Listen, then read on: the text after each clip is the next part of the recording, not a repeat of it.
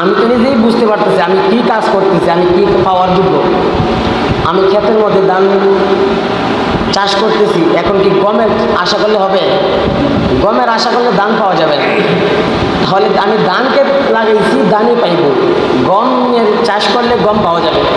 তাহলে আমি জান্নাতের কাম যদি করি তাহলে জান্নাতে আমি পাবো, কিন্তু জাহান্নামের কাজ করিয়া আমি জান্নাত পাওয়ার আশঙ্কা নাই, আশাই করা যায় না যে আমি জান্নাত পাবো।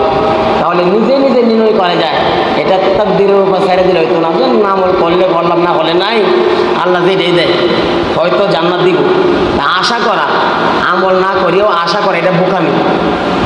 আপনি পরীক্ষাই দেন নাই, এখন পরীক্ষার ফার্স্ট ফেল পরে দূরের কথা, আপনি পরীক্ষাই দেন নাই, এখন যদি যেটাই দেয় মাস্টার যেটাই দেয় ও তো পাস করাইব, তোমার ফেল করাইব।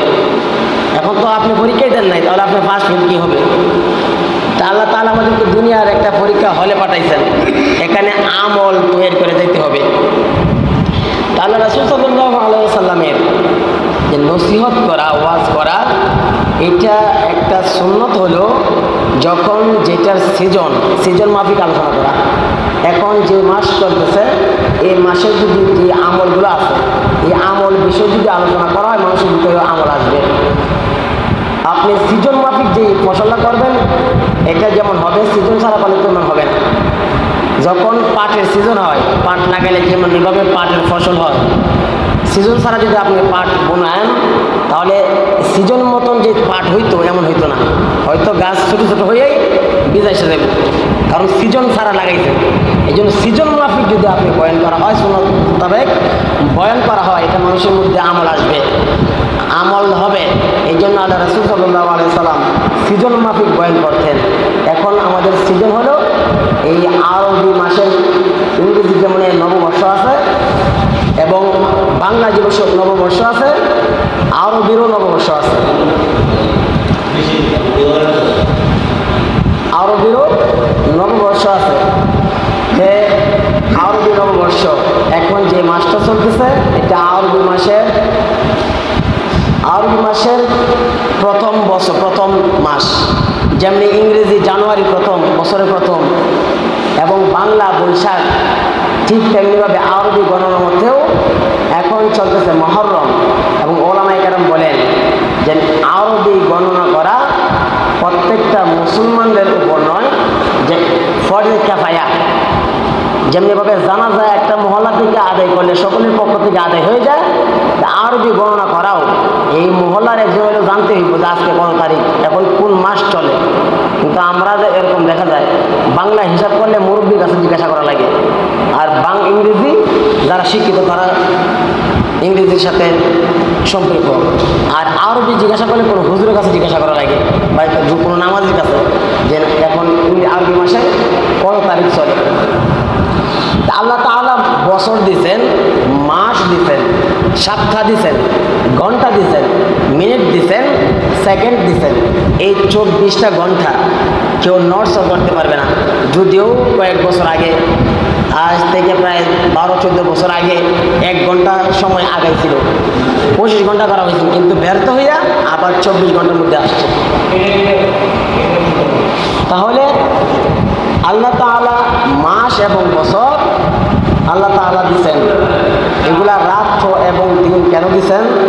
আল্লাহ তাআলা বলতেছেন ওয়াল্লাযী জাআলাল লাইলা ওয়ান নাহারা, আল্লাহ তাআলা রাত্র এবং দিন দিয়েছেন একটার আরেকটার অনুগামী, একটা আরেকটার অনুগামী করে দিয়েছেন রাত্র এবং দিন। ওয়াল্লাযী জাআলাল লাইলা ওয়ান নাহারা খিলফাতাল লিমান আরাদা, আল্লাহ তাআলা বলেন, এবং রাত্র এবং দিন দিয়েছেন একটা একটা অনুগামী কাদের জন্য? যারা উপদেশ গ্রহণ করবে, যারা উপদেশ গ্রহণ করে, আও আরাদা শুকুরা, এবং যারা কৃতজ্ঞতা আদায় করবে। ইন্না তো করিয়ে বলবে না, যাবো দাদা এরকমই।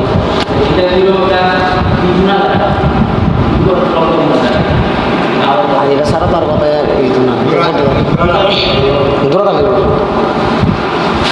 তো আল্লাহ তাআলা আরবি মাস দিয়েছেন একটা আরেকটার অনুগামী করিয়া। এবং আল্লাহ তাআলা যে আয়াত তেলাওয়াত করছি, আল্লাহ তাআলা বলতেছেন ইন্না ইদ্দাতাশ الشهور عند الله 12 شهرا في كتاب الله আল্লাহ রাব্বুল আলামিন বলেন ইন্না ইদ্দাতাশ শুহুরি ইনদাল্লাহি 12 আমি এই আরবি মাস 12টা মাস আমি তোমাদের জন্য লিপিবদ্ধ করে দিলাম ইন্না ইদ্দাতাশ শুহুরি ইনদাল্লাহি 12 শাহরান ফি কিতাবিল্লাহ এটা কখন থেকে আমাদের জন্য 12টা মাস করা হয়েছে ইন্না ইদ্দাতাশ শুহুরি ইনদাল্লাহি 12 শাহরান ফি কিতাবিল্লাহ মনে করতে পারেন এটা কোনো মুঘল সম্রাটের আমলে আল্লাহ তাআলা বলেন কোনো মুঘল সম্রাটের আমলে নয় কোনো সরকারের আমলে নয় ইন্না ইদ্দাতাশ শুহুরি ইনদাল্লাহি 12 শাহরান ফি কিতাবিল্লাহ আসমান এবং জমিন যেদিন থেকে আল্লাহ তাআলা সৃষ্টি করছেন সেদিন থেকে আল্লাহর মাস কিতাবের মধ্যে 12টা ইন্না ইদ্দাতাশ শুহুরি ইনদাল্লাহি 12 শাহরান ফি কিতাবিল্লাহ ইয়াওমা খালাকাস সামাওয়াতি ওয়াল আরদা মিনহা আল্লাহ তাআলা বলেন আসমান এবং জমিন যেদিন থেকে সৃষ্টি হয়েছে ওই দিন থেকে আমার কিতাবের মধ্যে 12টা মাস আমি লিপিবদ্ধ করে রাখলাম 12 শাহরান ফি কিতাবিল্লাহ ইয়াওমা খালাকাস সামাওয়াতি ওয়াল আরদা মিনহা আরবাআতুন হুরুম আল্লাহ তাআলা বলেন এই 12টা মাসের মধ্যে সবগুলাই তো আমার মাস এই 12টা মাসের মধ্যে আমার কাছে প্রিয় হলো 4টা মাস এই 4টা মাস হলো আমার কাছে প্রিয় এই 4টা মাস কি ধারাবাহিকভাবে 3টা একটা হলো জিলহজ মুহররম আরেকটা হলো মাঝখানে রজব মাস আল্লাহ তাআলা বলেন এই 4টা মাস আমার কাছে অতি প্রিয় এর মধ্যে বলতে পারেন রমজান মাসটা তাহলে প্রিয় না রমজান মাসটা এটা অন্য হিসাব রমজান মাস ছাড়া আর যেগুলো মাস আছে আল্লাহ তাআলা বলতেছেন আমার কাছে এই 4টা মাস অতি প্রিয় এই মাস মুহররম সম্মানিত মাস মুহররম অর্থ সম্মানিত আল্লাহ তাআলা এই মাসের সম্মান দিয়েছেন এই মাসের মধ্যে আমল দিয়েছেন কোনো বান্দা যদি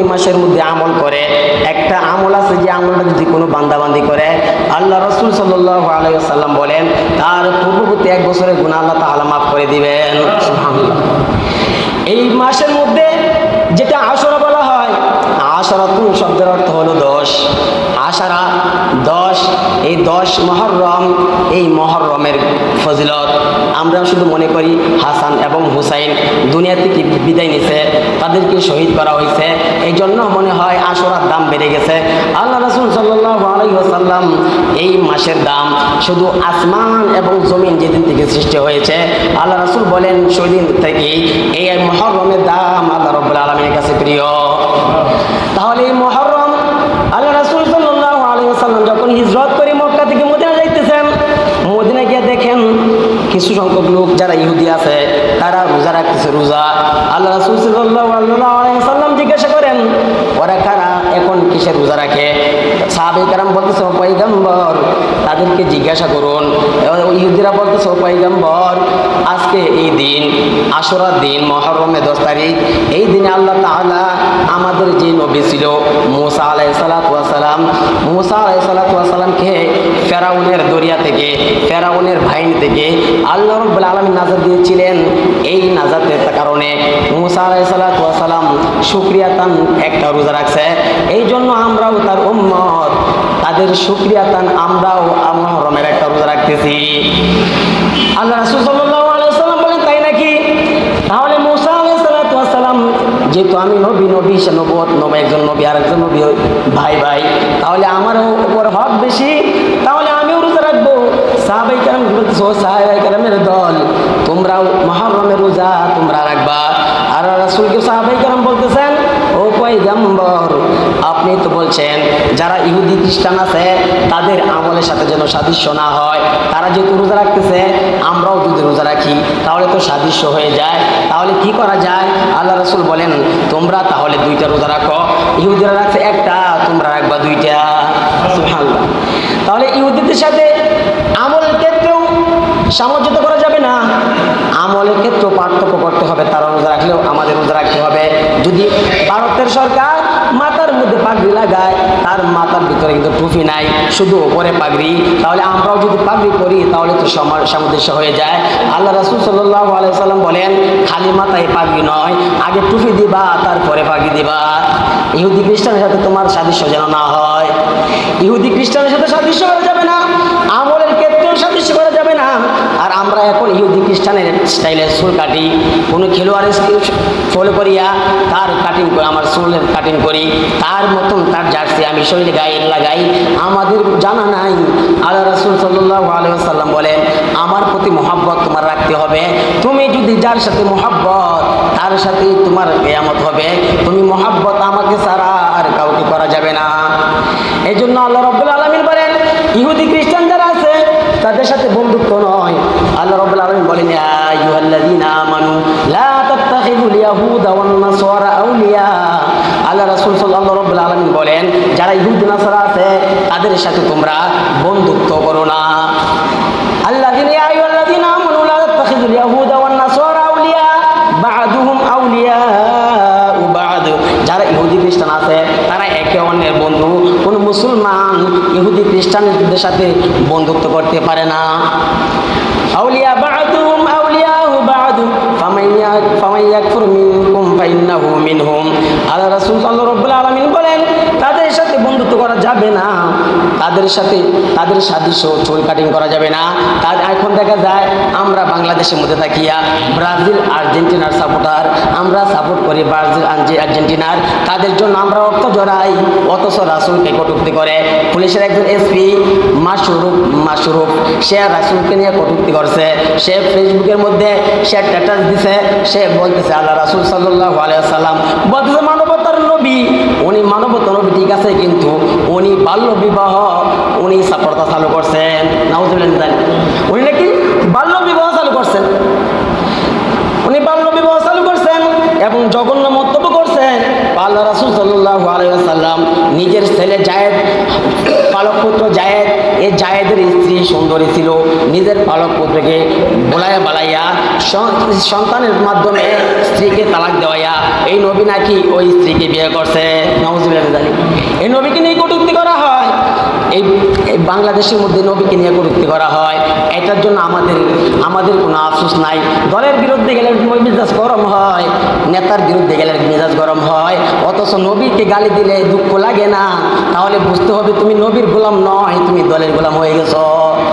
কারণ পুলিশের একজন পুলিশ শাহবাগের মধ্যে বলছিল, একটা মহিলাকে বলছিল কপালে টিপ পড়লেন কেন, কপালের মধ্যে টিপ লাগালেন কেন, তার স্বাধীনতা হরণ করছে।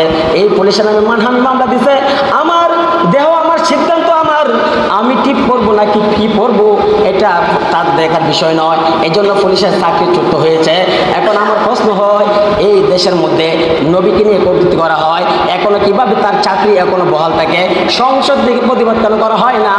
আমাদের প্রধানমন্ত্রী এটা তো নিন্দা জানানোর দরকার, যেহেতু উনি মুসলমান, উনি হজ করেন, কোরআন শরীফ তেলাওয়াত করেন, তাহলে নবীকে গালি দিলে এটা অন্তরে কষ্ট লাগার দরকার।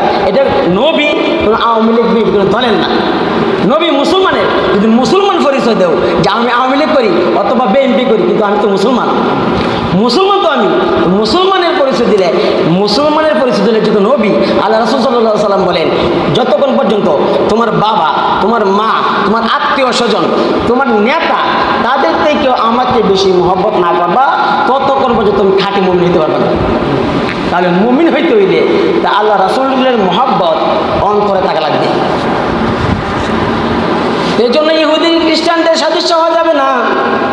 আল্লাহ রাসূল সাল্লাল্লাহু আলাইহি ওয়াসাল্লাম সাহাবাইকে বলতেছেন, তোমরাও আগামী বছর রোজা রাখবা 2টা, মুহররমের রোজা রাখবা 2টা। এই রোজা রাখলে কি লাভ? আল্লাহ রাসূল সাল্লাল্লাহু আলাইহি ওয়াসাল্লাম বলেন, সিয়ামু ইয়াউমি আশুরা আহতাসিবু আলাল্লাহি আন ইউকাফিরা সানাতাল্লাতী ক্বাবলা। আল্লাহ রাসূল সাল্লাল্লাহু আলাইহি ওয়াসাল্লাম বলেন, কেউ যদি সিয়াম আশুরার রোজা রাখে, এই আশুরার রোজা রাখার কারণে আল্লাহ রাব্বুল আলামিন ওই বান্দাবান্দির আমল নামে 1 বছরের গুনাহ খাতাকে আল্লাহ রাব্বুল আলামিন মাফ করে দিবেন। সুবহানাল্লাহ। এজন্য আল্লাহ রাসূল সাল্লাল্লাহু আলাইহি ওয়াসাল্লাম বলেন, আফদালুস সিয়ামি বা'দা রমাদান শাহরুল্লাহিল মুহাররম। আল্লাহ রাসূল সাল্লাল্লাহু আলাইহি ওয়াসাল্লাম বলেন, রমজানের যত রোজা আছে, রমজানের রোজা রাখার পর যেই রোজাগুলা আল্লাহর কাছে প্রিয়, রমজানের রোজা বাদে যত রোজা আছে এইটার মধ্যে 1 নম্বর রোজা হলো মুহররম, শাহরুল্লাহিল মুহররম।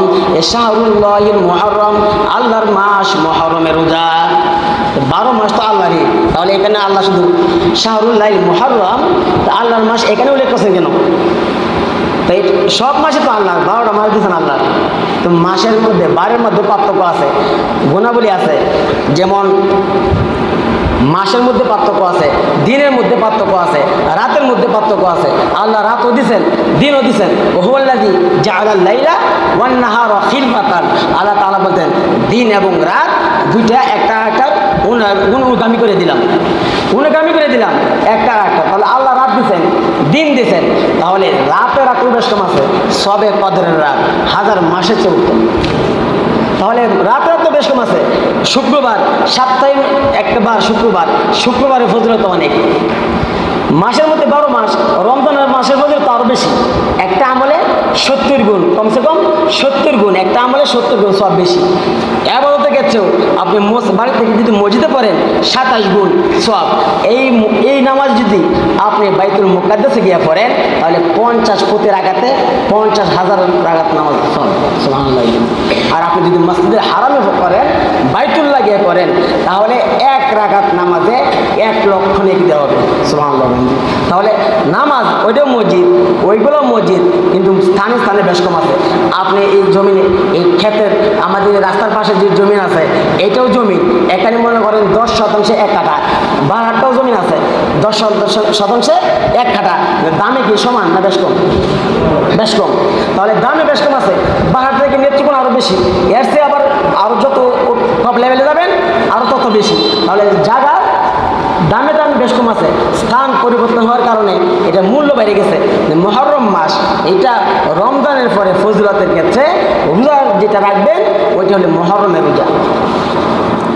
এই জন্য মুহররমের রোজা রাখতে হবে। আল্লাহ রাসূল সাল্লাল্লাহু আলাইহি ওয়াসাল্লাম বলেন, আমার উপর যখন রমজানের রোজা ফরজ করা হয় নাই, তখন কিন্তু মুহররমের যে রোজা এটা আমার উপরে ফরজ ছিল।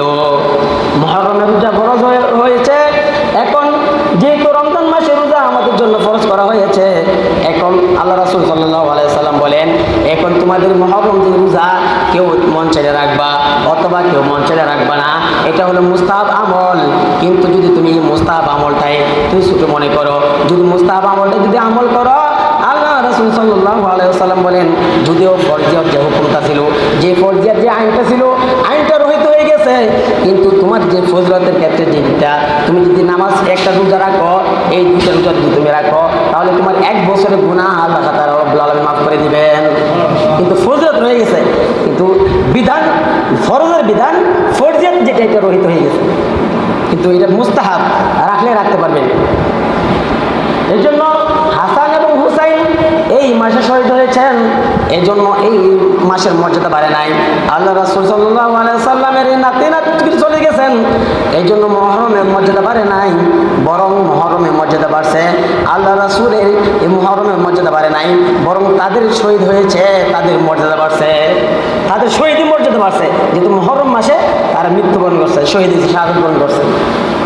কিন্তু এই মুহররমকে কেন্দ্র করিয়া মাতম করা হয়, তা যে মিছিল বের করা হয়, নিজেকে নিজে রক্তাক্ত করা হয়, আঘাত করা হয়, বলে ইয়া হুসাইন বলিয়া নিজেকে রক্তাক্ত করা হয়। অথচ আল্লাহ রাসূল সাল্লাল্লাহু আলাইহি ওয়াসাল্লাম বলেছেন, ওই ব্যক্তি আমার উম্মতের দলভুক্ত নয় যারা বিলাপ করে কান্নাকাটি করে, নিচে গাগু আমার মা বা নিচে গাগু একজন মারা গেলে হাওয়াস করে কান্নাকাটি করে, নিজের গায়ে নিজে আঘাত করে, কাপড় চোপড় টাইনে ছিঁড়ে ফেলে, চুল ধরে টানে, আর বলে নিচে গাগু আল্লাহকে আর কারো দেখছেন না, আমার বাপরে দেখছেন, এইভাবে বিলাপ করে কান্নাকাটি করে। আল্লাহ রাসূল বলেছেন ওই উম্মতটা আমার উম্মতের দলভুক্ত নয়। এই জন্য কান্না করা, এভাবে বিলাপ করে হাউতাস করে বুকের মধ্যে নিজেকে আঘাত করা, তাহলে আঘাত করা যেখানে আল্লাহ রাসূল বলছেন নিজেকে নিজে আঘাত করা যাবে না, এখানে নিজেকে রক্তাক্ত করা, ইয়া হুসাইন বলিয়া নিজে রক্তাক্ত হওয়া, তাহলে এটাকে তাজিয়া মিছিল বের করা হয়। তারা বোঝায় এগুলো এসটো রাসূলের মহব্বত, হাসান হুসেনের মহব্বত, আসলে এগুলো হাসান হুসেনের মহব্বত নয়, এটা মহব্বত নয়, মহব্বতের মাপকাঠি আছে। আল্লাহ রাসূল সাল্লাল্লাহু আলাইহি ওয়াসাল্লাম যেটা করেন নাই, করে যেতে বলে নাই, এটা করা এটা বেদাত। এই বেদাত করা এর জাহান্নামে যাওয়ার কারণ। আল্লাহ রাসূল সাল্লাল্লাহু আলাইহি ওয়াসাল্লাম বলেন কুল্লু বিদআতিন যালালা, সমস্ত বেদাত গুমরাহি বা পথভ্রষ্টতা। অকুল দলালাতুন ফিন্নার, এবং বেদাতের স্থান হচ্ছে জাহান্নাম। যারা বেদাত করে, বেদাতের একটা ভয়াবহতা হইল যে বেদাত করে সে তওবা করা, এই বেদাতের উপর থাকিয়ে তওবা করা আগ পর্যন্ত তার কোনো নেক কাজ আল্লাহ রাব্বুল আলামিন কবুল করবেন না। এই অবস্থায় সে মৃত্যুবরণ করে তাহলে সে জান্নাত পাবে না। এখন ওলামায়ে কেরামদের অনেক ওলামায়ে কেরামদের অভিমত, যারা বেদাতের সাথে লিপ্ত তাদের কপালে হেদায়েত নসিব হয় না। কারণ নসিব হয় না কেন? কারণ যারা বেদাত করে তারা এটাকে নেক মনে করে যে এটা সবের কাজ। কারণ সবের কাজ তো আপনি একটা গুনাহ করছেন, আমি একটা কোনো গুনাহ করছি, গোপনে কোনো গুনাহ করছি, এটা যদি আল্লাহর কাছে মাপ চাই আল্লাহ রাব্বুল আলামিন মাফ করে দিবেন। কিন্তু যারা এটা তো আপনি একটা গুনাহ করছেন, যতক্ষণ পর্যন্ত আপনি মাপ না চাইবেন আপনার কলবের মধ্যে কিন্তু বারবার তারা দিবে, সাক্ষী দিবে, এই তুই এই গুনাহ করছস, মাপ এখনো শাস্তি নাই। আপনি অনুতপ্ত হইবেন, আল্লাহর কাছে মাপ চাইবেন। কিন্তু যারা বেদাত করে তারা তো অনুতপ্ত হইবে না, তারা তো গুনাহ মনে করে করতেছে না, তারা তো এটা সব হইতেছে। নবীর যে মিলাদুন নবী পালন করে সবের উদ্দেশ্যে, দাঁড়াইয়া কিয়াম করে সবের উদ্দেশ্যে, তারা তো সব মনে করে করতেছে। তাহলে এগুলো করে কেন? তারাও তো দলিল দেয়, তারা দলিল দেয়। আপনারাও এই হুজুরাও দলিল দেয় একটা, হে হুজুর দলিল দেয় একটা, আমরা সাধারণ মানুষ যাবে কোন দিকে? এটা প্রশ্ন আসে যে আমরা হুজুরের সমস্যা মতবিরোধ থাকবেই। সাহাবায়ে কেরাম পর্যন্ত যখন ছিল তখনই মতবিরোধ ছিল, এক সাহাবী এক মত দিছে, অন্য সাহাবী অন্য মত দিছে। তা আলেমদের মতবিরোধ দিলে আপনাদের সমস্যা হয়ে যায় কেন? আপনি ডাক্তারের কাছে যান, দুইজনের সরকারি ডিগ্রিপ্রাপ্ত ডাক্তার, MBBS ডাক্তার, একজনের কাছে গেলেন, এ ডাক্তারে বললো কি আপনার যে রোগ, এই রোগের জন্য অপারেশন ছাড়া কোনো গতি নাই। আর একজন ডাক্তারের কাছে গেলেন, ওই কিন্তু ডিগ্রিপ্রাপ্ত, সরকারের সার্টিফিকেট অনুযায়ী ডিগ্রিপ্রাপ্ত, ওই ডাক্তারে বলতেছেন এইটা অপারেশন লাগবে না, আমার কিছু কোর্স লিখে দিব, এটি খাইবেন আপনি সুস্থ হয়ে যাবেন। আর এক ডাক্তারের কাছে গেছে, ওই বলতেছে এটা আমি ইনজেকশনের মাধ্যমে আপনি রোগ নিবারণ করবো। তাহলে এক এক ডাক্তার তখন তো বলেন না, এক ডাক্তারের পর এইটা, এক ডাক্তারকে অপারেশন করা লাগবো, আর ডাক্তারকে ওষুধ খাওয়াইলে ভালো হইব, আর এক ডাক্তারকে ইনজেকশন দিলে ভালো হইব, যা কোনো চিকিৎসা করতাম না। তখন কি এটা বলেন? তখন তো যাচাই করেন কোন ডাক্তারটা বালা কোনটা বালা, তখন যাচাই করেন যেটার দেখেন না এই ডাক্তারের দ্বারা রুগী সুস্থ হয়েছে, আরও অনেক প্রমাণ আছে, তখন ওইটার কাছে সবাই বিয়ে দিবে। যে ডাক্তারের মান বেশি ওইটার তো ভিজিট লাগে, আগে মোবাইল করে বলতে হয় আমার জন্য সিরিয়াল কাটেন, সিরিয়াল রাখেন। তাহলে গুণ দেখেই করতে হয়। তো সবাই টুপিওয়ালা, তার মাথায় টুপি আছে, আমার মাথায় টুপি আছে, বরঞ্চ তার মাথায় ফাগড়ি আছে, গলাও ফাগড়ি ছিল, ফাগড়ি আরও বাড়তি, ফাগড়ি দেখতে বিচার করলে হবে না, যেহেতু হুজুর তো ফাগড়ি দুইটা তিনটা, তারা তো একটু জিলাপির সময় শুধু লাফায়। হ্যাঁ, আর এখন নবীকে নিয়ে করতে গেলে এখন ঈদের ঘটনার মধ্যে ফলাইছে।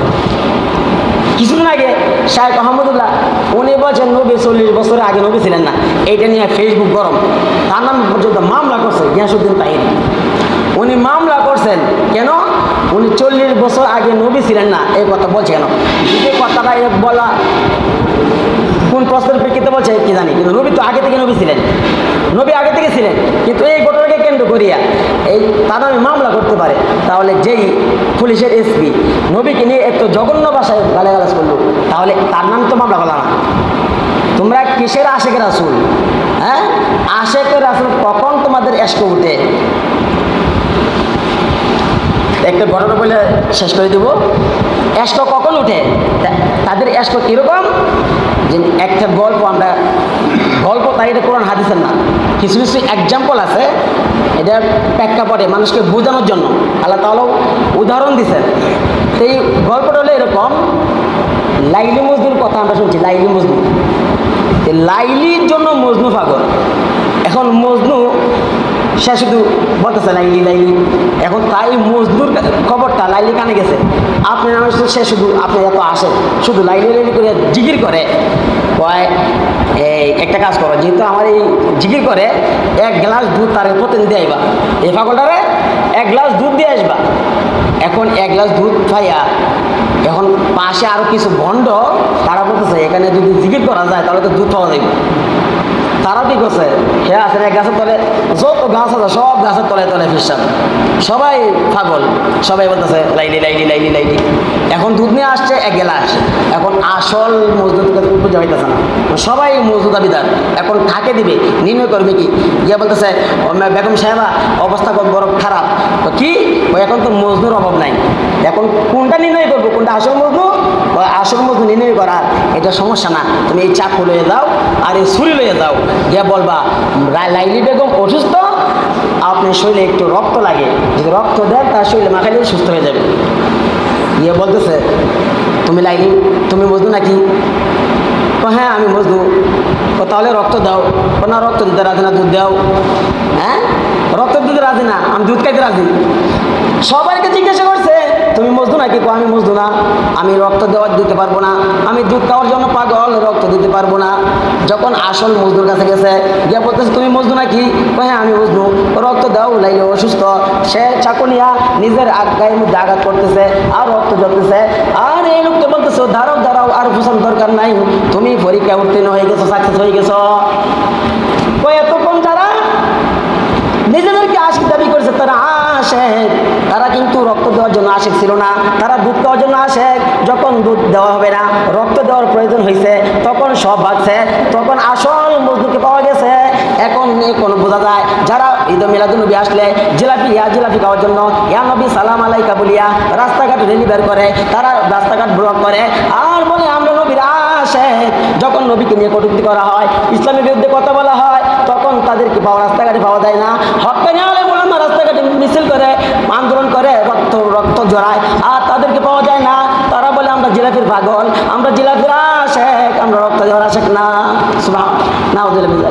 তারা রক্ত জড়ার জন্য আশেক না, তারা জিলাপির আশেক। এরকম সুন্নি অভাব নাই। সুন্নি শুধু সাইনবোর্ডের নাম সুন্নি না, যারা রাসূলের আহলে সুন্নাত ওয়াল জামাত, যারা রাসূলের সুন্নত মানে, যারা রাসূলের সুন্নত অনুযায়ী চলে, তারাই যে সুন্নি। এখন আল্লাহ রাসূল কি বলছেন, আমরা এখন কোন পথে যাব? আমরা আমাদের মন্তব্য কোন পথে যাব?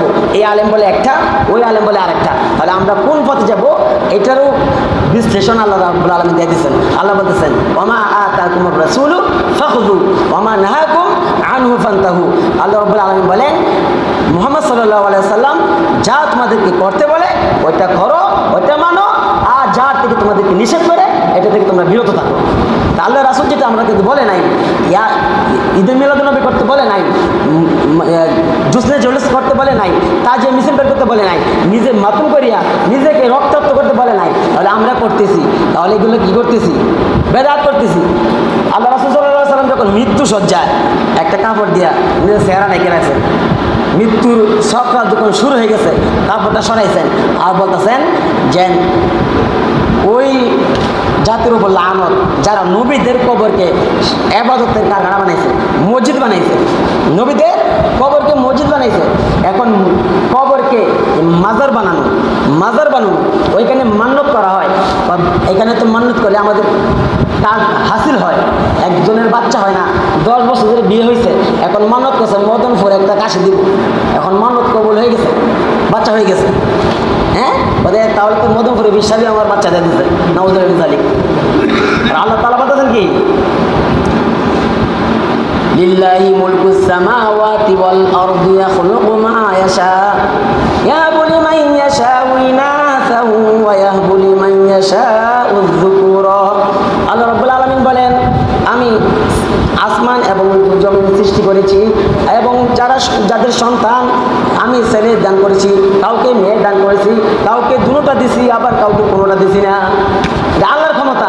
আল্লাহ বলেন কোনো মানুষকে আমি শুধু মেয়ে দিই, এদেরকে ছেড়ে দিই।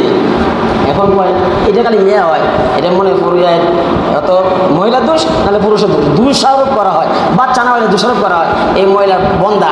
হ্যাঁ এটা আরেকটা বিয়ে করো, তোমার বাচ্চা হইতেছে না। আল্লাহ তো তাআলা বলতেছেন বাচ্চা আমি দিই, বাচ্চা আমি দিই, কাউকে শুধু মেয়ে দিই, এদের শুধু মেয়ে হবে, কাউকে ছেলে দিই, মেয়ে ঠিক হয় না, ছেড়ে দিই। আবার আল্লাহ তাআলা বলতেছে কাউকে ছেলেও দিই, মেয়েও দিই, দুইটাই দিই, আবার কাউকে কোনোটাই দিই, ছেলেও দেয় না, মেয়েও দেয় না। এই জন্য আল্লাহ তাআলার ক্ষমতা, আল্লাহ তাআলার ক্ষমতা এগুলা বিশ্বাস করার পরেও আবার একটু সময়ের জন্য আবার বলবেন মদন শরীফ হিসাবে এই মান্যতা করার কারণে এগুলো আমার এই কাজটা হাসিল হয়েছে, শাহজালাল ইয়ামিনী এখানে মানত করার কারণে আমার এই কাজটা হাসিল হয়েছে, এগুলা বিশ্বাস করা শিরিক, এগুলা বিশ্বাস করা শিরিক। বাচ্চা আল্লাহ দেন, এই জন্য কোনো পীর সাহেবের ক্ষমতা নাই বাচ্চা দেওয়ার। আমরা তো কিছু হইলেই বিশেষ করে মহিলারা এই মান্যতের প্রথাটা বেশি তারা প্রচলন। মহিলাদের তারা একজনে মানুষ করছে একটা মুরগ হারাইছে, একটা মহিলা মুরগ হারাইছে, বলতেছে ও আল্লাহ আমি যদি মুরগটা পাই তাহলে অমুক মাজারে আমি একটা কাশি দেব। আর যদি বলতেছে এই তোর মাথা ঠিক আছে, তোর হারাইছে মুরগি আর তুই মানত তো কাশি, আচ্ছা ফাই হইলি যাই কইছে